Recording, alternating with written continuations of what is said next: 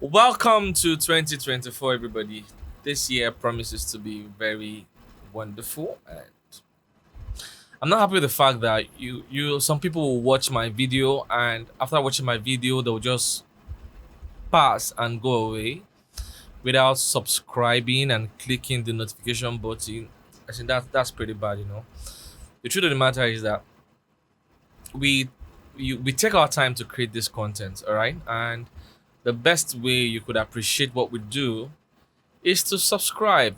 It won't take anything from you. All you need to do is just click that button, and that's all. Please subscribe. I beg of you, subscribe and share the content. That's just the only way you are showing your support. All right. Thank you. All right. So welcome to my channel, and today we'll be talking about communication in a relationship. All right. Now you see, as little as that word communication is, it is actually the strongest. Okay, let me be a little bit fair. It is one of the strongest pillars of a relationship.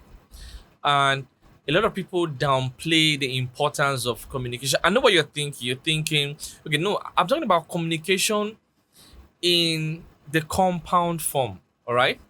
So I'm going to break it down for you to tell you all the things I mean when I talk about communication, because it's not just about talking. So before we get there, let's look at how do people even get into relationship in the first place. There are two major routes that people get into a relationship through. Now the first one is attraction, right?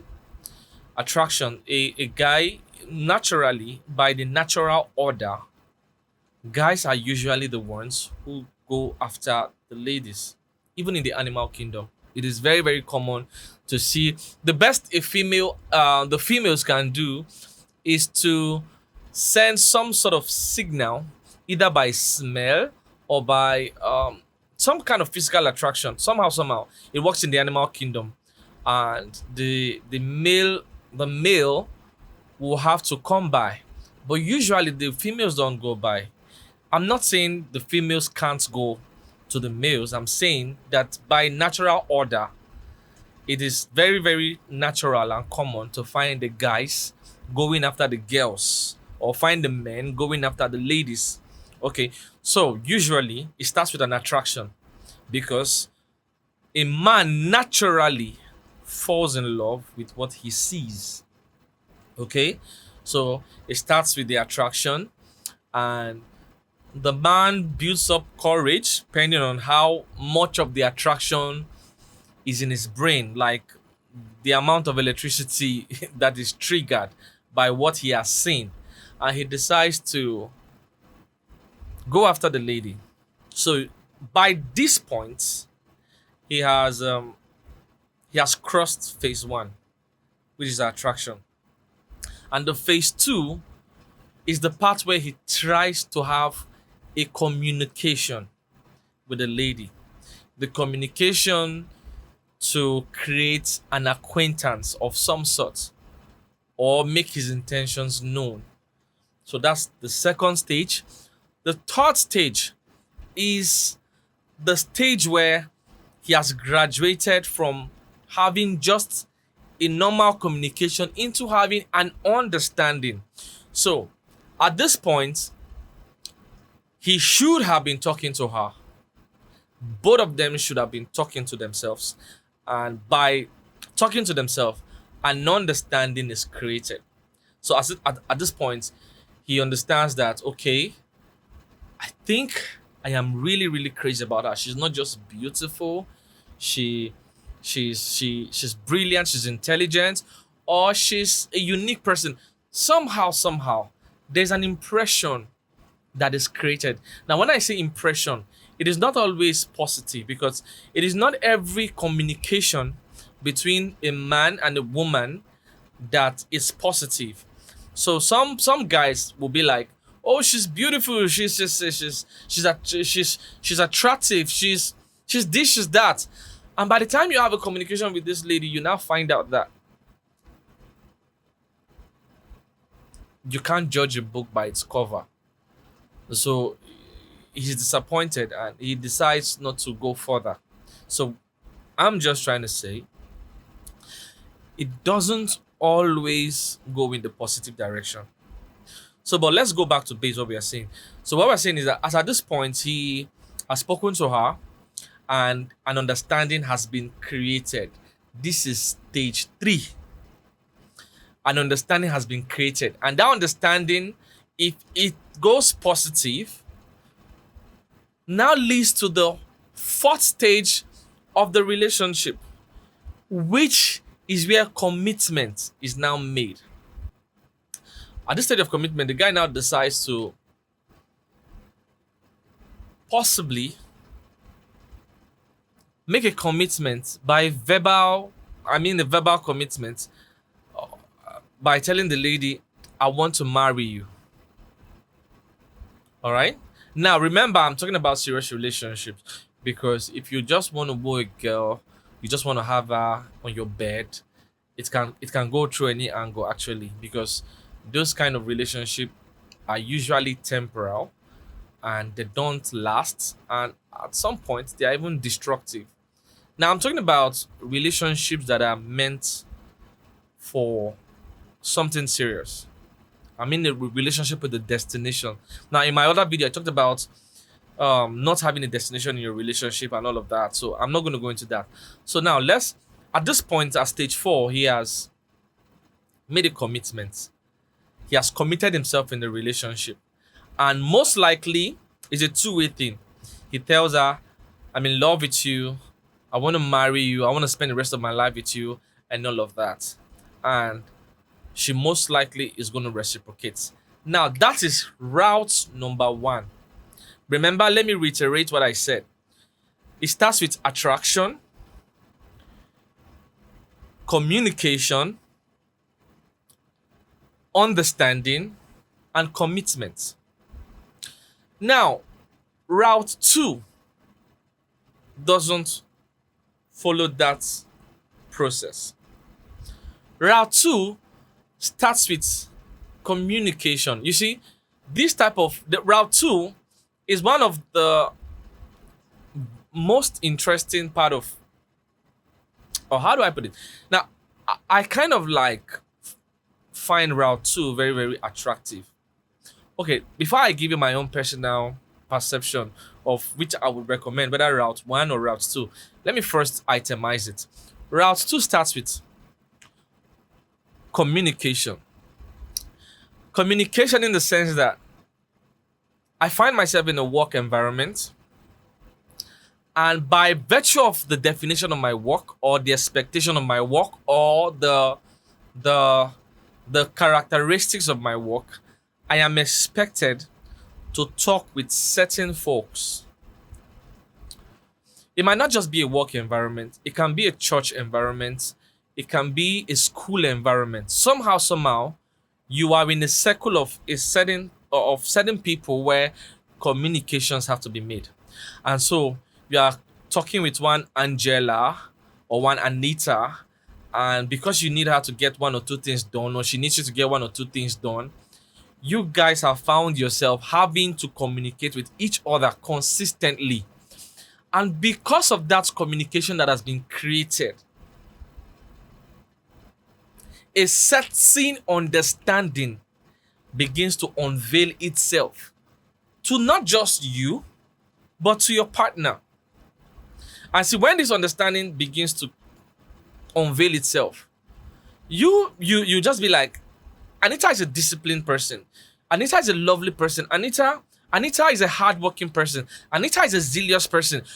A certain perception of that person is created in your head.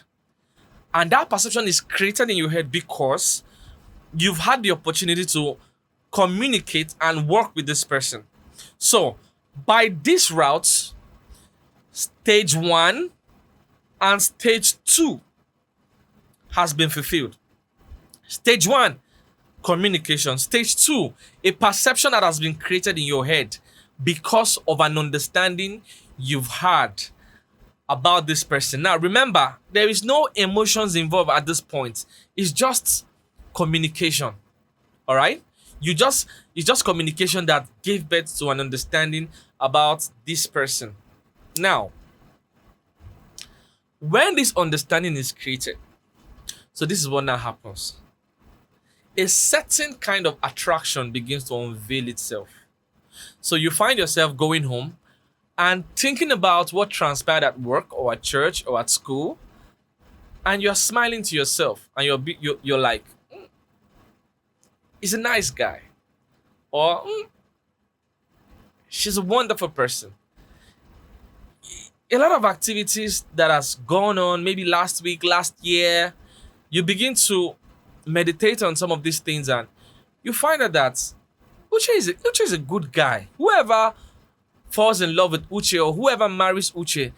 So at this point, you find out that friendship has already been planted. And the seed of friendship is already germinating, because at this point, there is an attraction. You are now attracted to A, you're now attracted to B.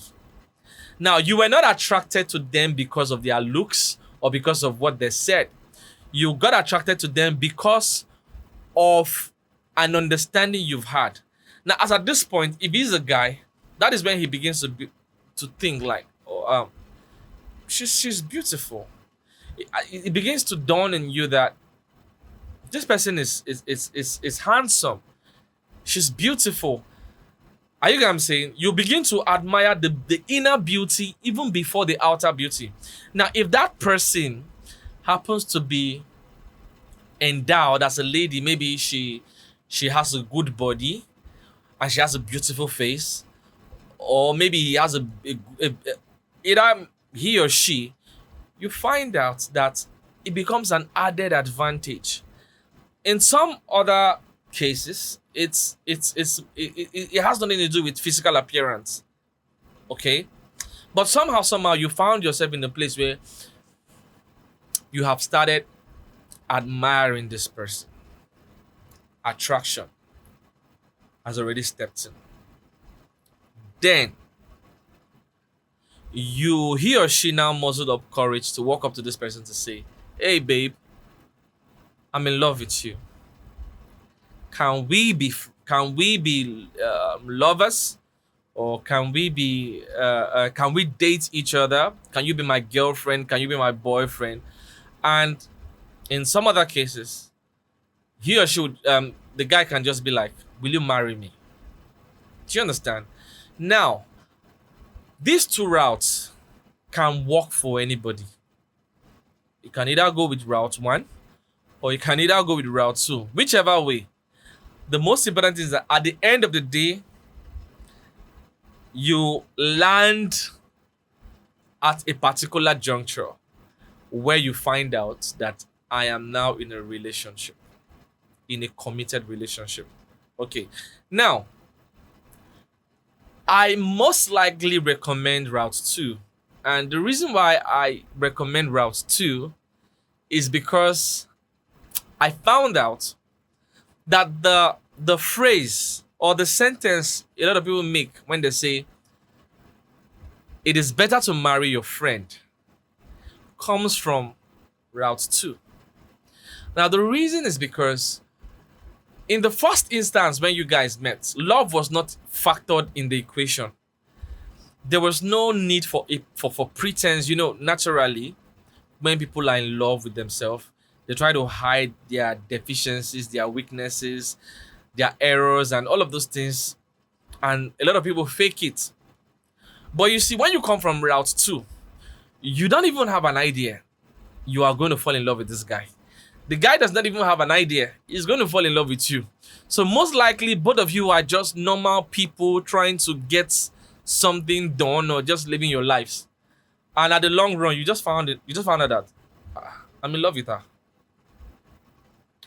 He's in love with me. So at this point, you have little or nothing to hide, because from the onset, you were you. And so when you find people who go through route two, they turn out to be better couples because they've actually gone through a very, very important stage, which people in route one would have to officially go into when commitment has been made. That would be a much, much broader topic for another day. But I said that the concentration for today is going to be on communication, the importance of communication. And so I just needed to clear the ground on how people find love, the two different routes in which they find love. So now that you found love, now remember, love itself is deceptive. So the idea of love to you might be different to somebody else. So I'm going to define the concept of love maybe in another video. But let's now talk about, now that you are in the relationship, what happens? What is the next step? How can communication affect your relationship positively or negatively? I'll be right back.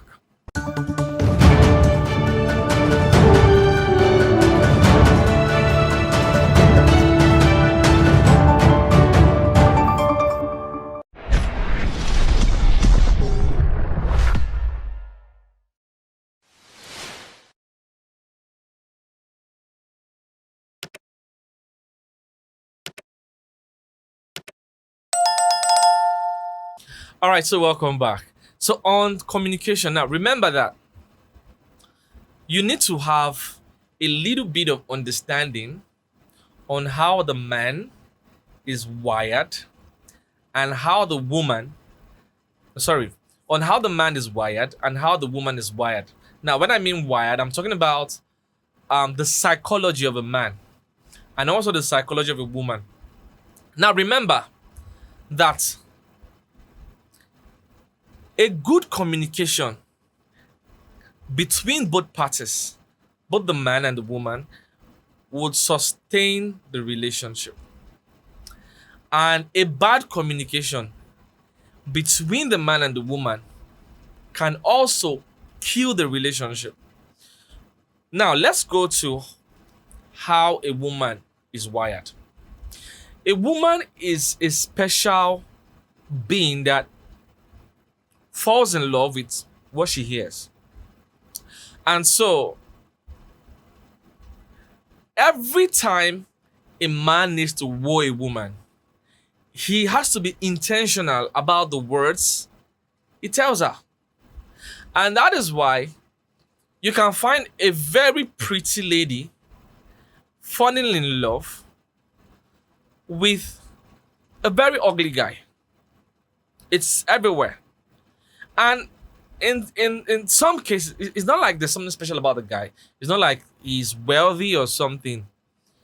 He might have nothing unique to himself or attributed to him by facial look or by his financial portfolio.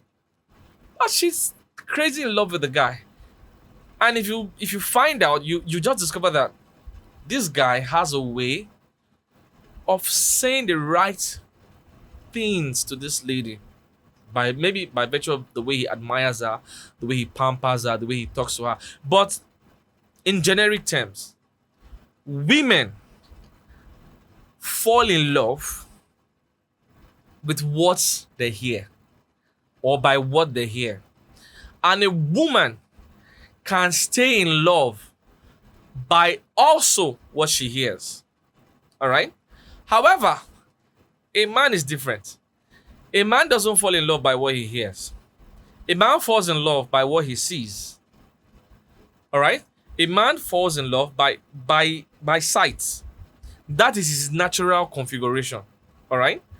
But when a man is now in love, he doesn't just remains in love by what he hears. All right? Sorry, by what he sees. What he hears also can become a major player to how he's going to reciprocate his love or how he's going to go about his love. I hope in this video I can talk about all of these, but I'll try my best to stay on track. Okay, because I don't want to deviate too much. So, my first point: communication sustains the love. Good communication sustains the love. So you can if you make a research, you would discover that your love is no longer as sweet as it used to be, not because something went bad. It might just be because a vital part of the relationship has gone sour, which is communication. So check, when you first met her, how was the conversation? What were those things you used to tell her? Are you still saying those things to her? If you check pretty well, you find out that you don't, and it's affecting your relationship. Because it is very, very important to remember the things you said, the things you did that God had to fall in love with you in the first place, especially from the perspective of a man. I've seen couples that the woman will be like, "Do you remember the first time we met? Do you remember those things you said to me? Can you please say those things back to me?" Or you hear ladies say something like, "When last did you tell me I love you?" Or you hear them say stuff like, "You must tell me I love you every day." And you'll probably be thinking, "But you already know I love you. Why do you need to hear it?" Because that's the way they are wired. They want to hear those words. That is the configuration of a woman. They want to consistently. So, saying those nice words to them, it's like the fuel or the gas that is used to power an engine. The moment you seize it, you already started affecting the relationship unknowingly. Good words would always sustain a relationship. Number two, good communication will always produce commitment. You see, your communication can determine how much of your partner's involvement will be, how much your partner's involvement is going to be in the relationship. Now let me go to real life practicals. For example, do you know that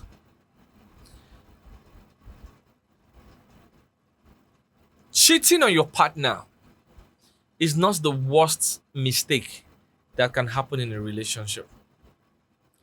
The worst mistake that can happen in a relationship is when there's a deficiency in your communication. I'll give you an instance. You are a pretty lady, you are going out. Naturally, you know that every day you walk on the streets, you're always going to have admirers. It is natural for men to see a good product and want to buy it. It is natural for guys to want to ask for your contact, for guys to want to stay around you. It is all these things are natural. But you see, when you find out that a certain man that spoke to you on Friday or any of the days in the week is beginning to affect your emotions, and you are already in a committed relationship, do you know that the single act of hiding that experience can become the foundation to the beginning of the end of your relationship? I once met a lady that told me she fell in love with her pastor, who is married, and she was nursing that feeling, and she knew the feeling was a wrong feeling. She ought not to be having that kind of feeling for a married man who happens to be a pastor. And she knew that as long as she continues going to that church, that feeling is ever going to be there. You know what she decided to do? She decided to talk to her partner about it. She now said, it's crazy, but I just find out that somehow, when this man is talking and is standing and is preaching, my imaginations go crazy.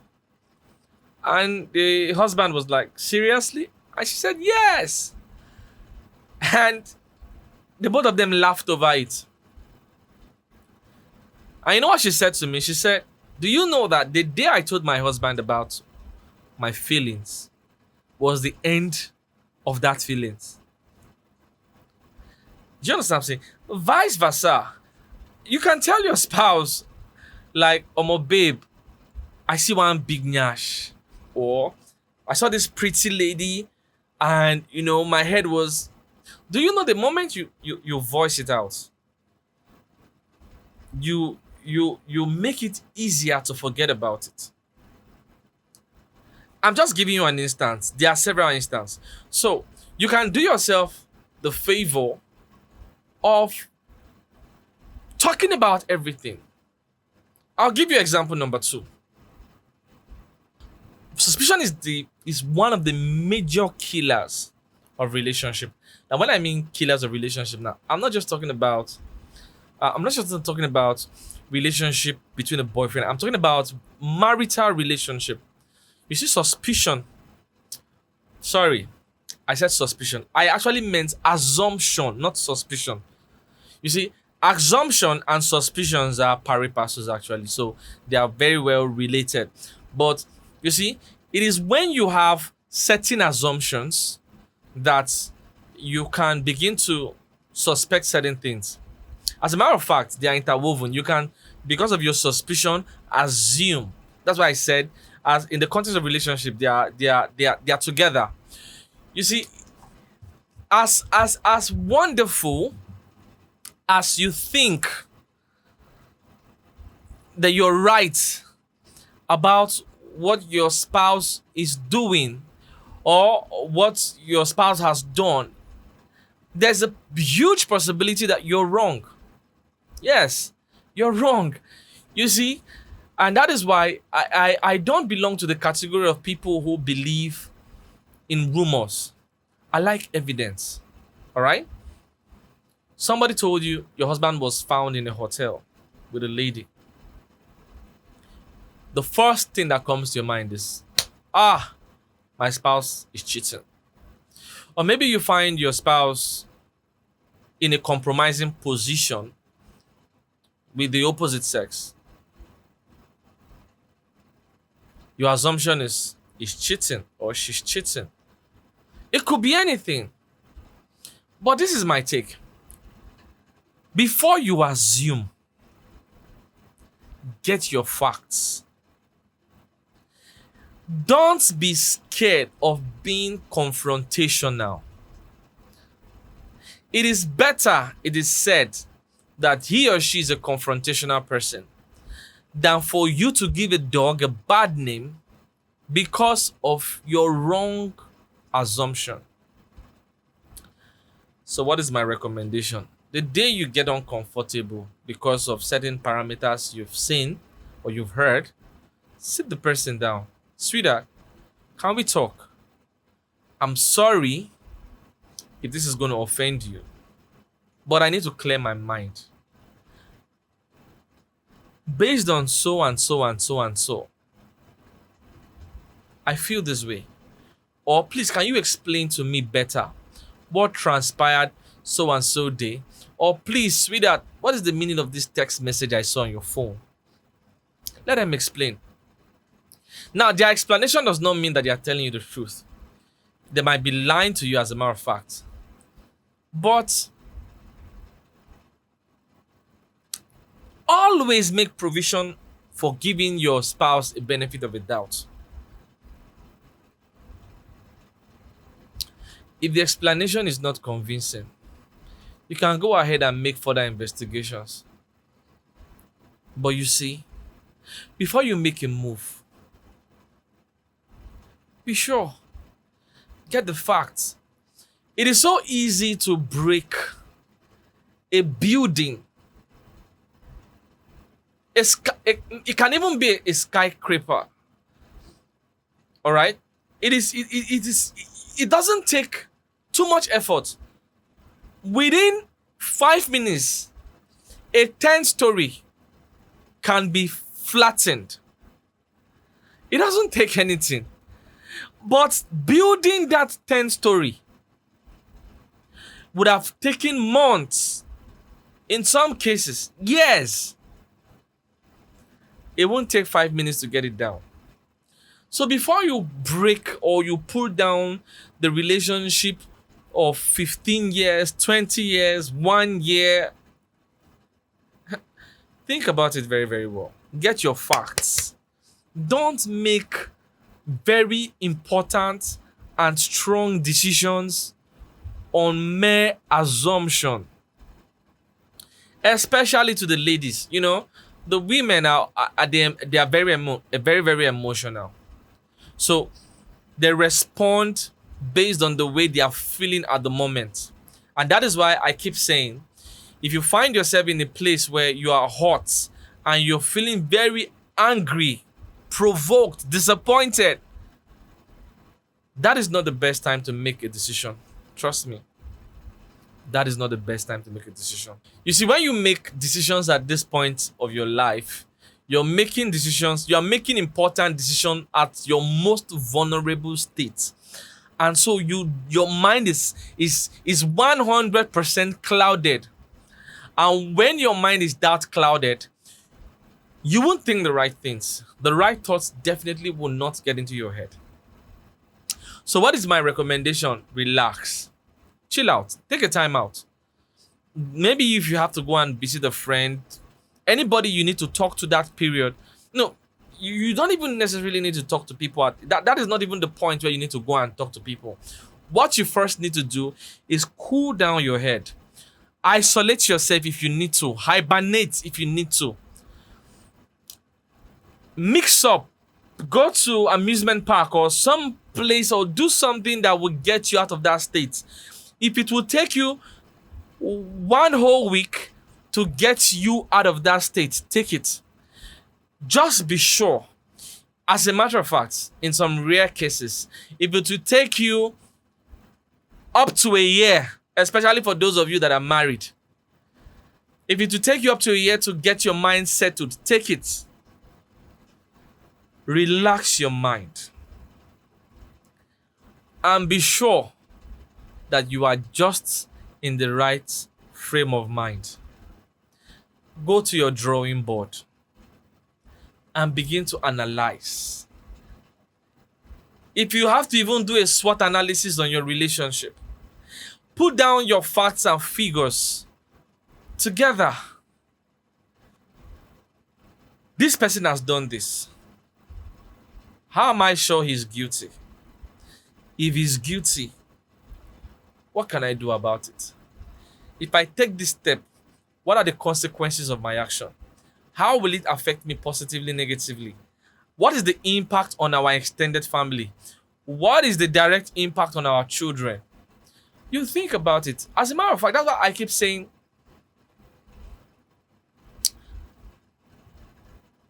even when you want to punish your spouse when they have done something pretty wrong, now, this time around, you found out that they are guilty of the offense. You still need to process pretty well. You need to process pretty well. Because you don't want to find yourself in a situation where 5 years down the line, you look at what he or she did to you and you be like, if I knew better, I shouldn't have reacted the way I reacted. This was not too big. Time heals. And by that time, you've healed. And you discover that it's not so much. I should have just forgiven him, or I shouldn't have reacted like this. I shouldn't have reacted that way. You're now finding that you didn't make the right decision. You didn't make the right decision. And so you are now feeling guilty because after doing a self-evaluation, you find out that you made the wrong choices. And that is why you check on social media everywhere. You find women saying stuff like, I regretted leaving my marriage. You find guys saying, I regretted leaving my marriage. As at the time they were leaving their marriage, They were pretty sure they were making the right steps. But after they have left, they now found out that I would have just let go. It wasn't too much of a matter. This thing I complained so much about, there was a better way I would have handled it. But this time around, you are crying over spilt milk. So, back to what I'm saying. Before you quit that relationship, if it has gotten to the point where you are so sure, I can't take this, I can't take this. You feel so bad, even after you've hibernated and you've done all the relaxation of your mind, and you're too sure you want to leave. My recommendation: talk to people. Talk to people that you trust their standard. You trust their principles. Do you understand? Talk to people. Don't, not just one. Talk to 1, 2, 3, possibly 4, 5. I know you'll be like, that's too much. I'm bringing my family matter outside. I shouldn't be washing my dirty clothes in public. Now remember what I said. I said if it has gotten to the point where you have to take a major decision like quitting the marriage or quitting a relationship that has gotten to the point where you guys are supposed to be married and there's a lot of expectation on that relationship, or he or she has put in so much into that relationship. When it has gotten to that point, this is when you need to talk to somebody. Remember, we are still in the concept of communication. You need to talk to somebody because sometimes you're not seeing enough. Some persons can help you see what you're not seeing. And remember, when you're talking to experienced people, in fact, there is no experience you want to go through right now that somebody has not been through, at least close to what you have. And so there are always people that can always tell you, no, that's not going to work the way you're thinking is going to work. Or you're going to regret this thing you're doing. I have done it before, or I know somebody that did it, and trust me, sweetheart, is not. You're always going to need those kind of people. And that is why some relationship therapists or some preachers will tell you, you must have a mentor in your relationship. And some people, their pastors, are the people wearing that shoe of a mentor. Now, still on communication, by the time you find out that you are going to quit this relationship, there is a very matured way. I like to take my example from the Bible. Joseph and Mary. Joseph was in courtship with Mary, and Mary got pregnant. Okay, let's put it into this context. Mary got pregnant, and imagine into this context, your girlfriend or your wife to be tells you, I'm pregnant, and all the while you have the impression that she's a virgin. She comes from a disciplined family. You've always known her to be a good girl, and she's pregnant. What are you going to do about it? So let's look at what Joseph did. Now, the Bible says that Joseph decided to put her away secretly. Wow. You see, one of my mentors will always tell me, when you shut a door, don't throw the key into the water, into the river. Or don't burn the bridge. Do you understand? You can exit a relationship without creating a scene, irrespective of how you feel or how hot you are. Exactly what Joseph planned doing. He said, okay, she's talking bullshit. I don't understand this story she's telling me, but I won't make a public disgrace of her. As a matter of fact, that is one of the typical example of the definition of love. Because the fact that the both of you didn't work out does not mean you cannot still love that person. As a matter of fact, if you genuinely love that person, yes, you don't want to be in the relationship with the person. You would not also enjoy seeing that person get hurt. I know it's difficult to comprehend to some of you. You're like, it's not possible, but that is possible. It's about training your mind.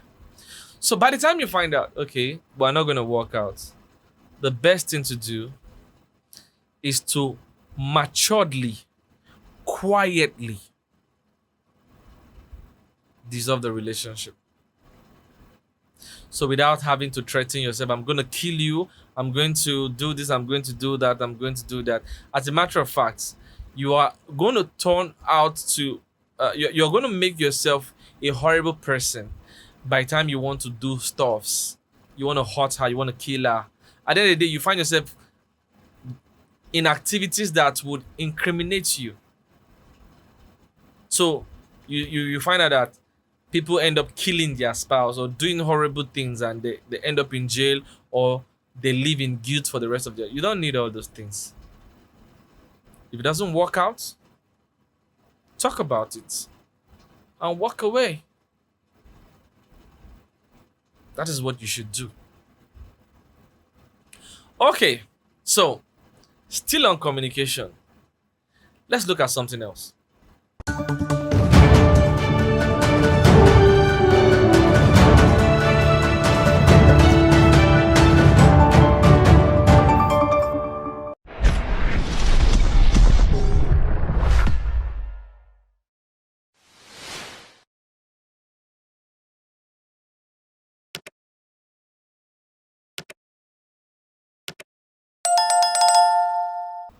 Okay, so remember that we are still talking about the concept of communication, the importance of communication. So let me tell you something. I call them the magic words. All right. Now, there are four magic words that can fix even the gigantic problems in a relationship. You see, the thing is that, you see, when you are so emotionally down, depressed, your mind is clouded, sometimes you're not thinking. And because you're not thinking, you complicate a very small issue with your ignorance or your laxity in prompt response in just few words. What do I mean? Let's talk about the magic words. First, the word I'm sorry. Why didn't you? Why is the food not ready? Why is the food not ready? Okay, is he wrong to be upset? No, he isn't. Because the perception he has probably was that you are at home and that he was supposed to be back from work by 5, and he came back that day, probably 6, and his assumption or his expectation is that food ought to be ready, dinner ought to be ready, and he's back and dinner is not ready. That's just an example. The simple thing to do, knowing that your guy is offended, it's just one simple word: sweetheart, I'm sorry. I was busy doing laundry. I was busy with whatever excuses you had. The first word, sweetheart, I am sorry. I am sorry is like chilled water on a hot body. All of the rubbish he's going to tell you that day, at least most of it will be restrained, because you said, I am sorry. There are other instances. Probably you did something wrong, or there are so many instances where your partner is pissed, disappointed, offended, and you didn't mean to do him evil. One simple I am sorry can perform the magic. Instead of going ahead and arguing and trying to prove that you're right, it is as simple as saying, I am sorry. A 3 days, 1 week, 2 weeks, even sometimes 2 years quarrel can be prevented from that little word called sorry. It pains me when I see beautiful relationship destroyed because of somebody's pride, negligence, and refusal to use the word I am sorry. I am sorry is bigger than canceling. I am sorry is bigger than kneeling down and praying and fasting and telling God, please restore my relationship. Just from that little simple word, I am sorry, you could chase a lot of demons away from your relationship if you know how to use it. I am sorry doesn't make you less. That's the funny part. You know that people feel when you say I'm sorry, I am less. No. And for the ladies, most especially, you see, naturally guys are egoistic. And sometimes you need to pamper their ego. I'll tell you the story of my father, my mother, maybe on a different day, but not today. And I'll tell you how I'm sorry can become a weapon. A weapon that you can use to kill every unnecessary distraction from your relationship. But trust me, if you're a lady, this is not ladies. I'm not saying it's peculiar to ladies, but I'm saying it should be a very common tool for most women. Trust me. The next magic word is thank you. Show appreciation. He got you a very cheap jewelry. Thank you. Appreciate that jewelry of $2 as though it was $50. Appreciate it. Be grateful. Thank you. He got you dinner. Thank you. She got you this. She got you a boxer. Thank you. The way you appreciate those little things that are done for you can go a long way to encourage your partner to do more. But when you don't show appreciation, this is not just, I'm not just talking about relationship now. These magic words I'm telling you can work in and out of a relationship. It's a universal code that can work anywhere. Always say thank you. Gratitude is important. It could change a lot of things. The next magic word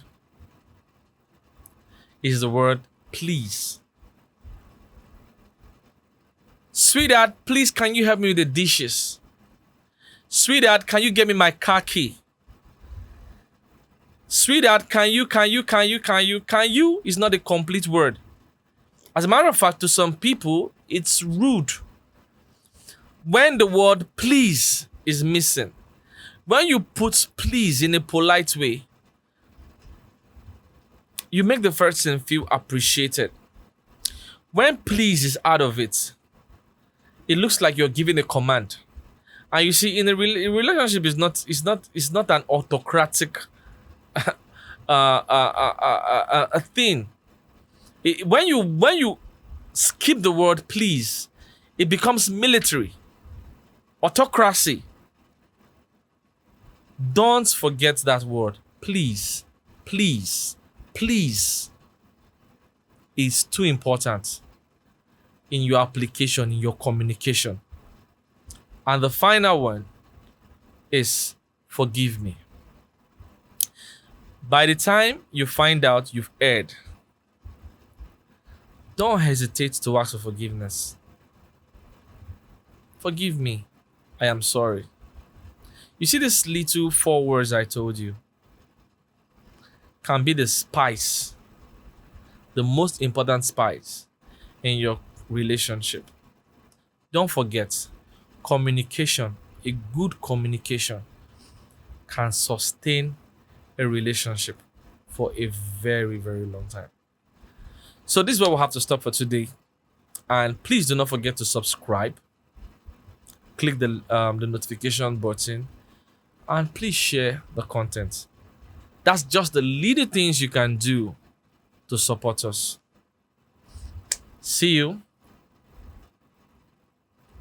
We'll be back again. Thank you for watching.